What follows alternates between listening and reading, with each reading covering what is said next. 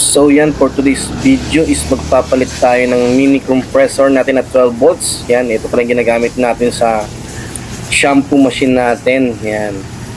So matagal na rin tong isa. Yan, ano pala yun, 140 PSI. Yan, Inco.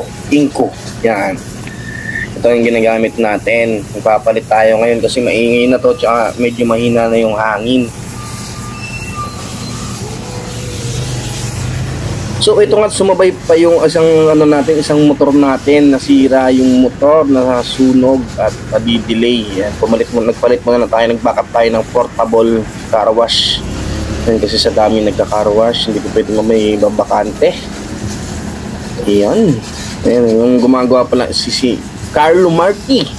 Yan, shout out. Yan, laging nag-aayos dyan. At minsan naman pag andyan akong gagawa. Yan, ipapalit niya na. So itong pinagpalitan is maabot din siya ng 7 months na yung compressor natin. So naubusan na ng grasa sa piston. Ayan, okay na, tinesting na natin, napalitan na. Tingnan nyo kung gaano kapomi yan. Yan, tingnan nyo kung gaano kapomi yan. 5 pesos lang, tingnan mo naman boy, 5 pesos mo, buong motor na. Sabon na yan. Saan ka pa? Diba? Alright.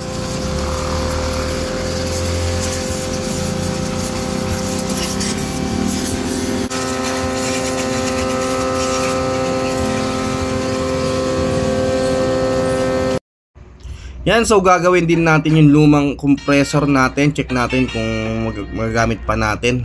Yan, sumundot pa ako ng saba dyan. Mainog yan. Alright.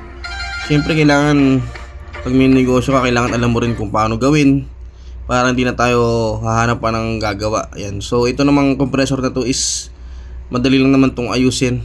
Ayan. Nilagyan lang natin ng grasa yung piston niya at saka langis kasi natutuyo kaya umiingay siya at humihina yung hangin. Yan nakita nyo ba yan? Yan yung piston yan. Single lang yan single piston lang pala tong nabili ko. Yung una kasi dati dalawang piston, kaso nga lang mabilis masira. Hindi kagaya itong Inco na to. Halos kalahating taon bago siya masira. Pero hindi naman siya totally sira. Ayos pa naman siya ngayon. Yan, so yan yung piston. Nilagyan ko lang ng grasa yan. Yan, shout out pala sa lahat ng laging nagkakaroas dito sa akin.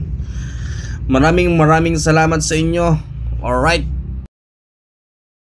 Gagawa pala ako ng video, mga tips sa may pressure washer or bendo. Yan, magagawa ako ng mga video na gano'n. Abangan nyo yan. Mag-share tayo ng mga tips kung ano yung madalas masira, ano yung dapat palitan lagi, anong dapat i-check. Yan, abangan nyo yung mga video na yan. Gagawa tayo nyan paunti-unti lang kasi hindi naman tayo magaling mag-video. Yan, nagagawa lang ako, mag-share lang ako kung ano yung na-experience ko rito, ha. Alright, abangan nyo yan. Alright.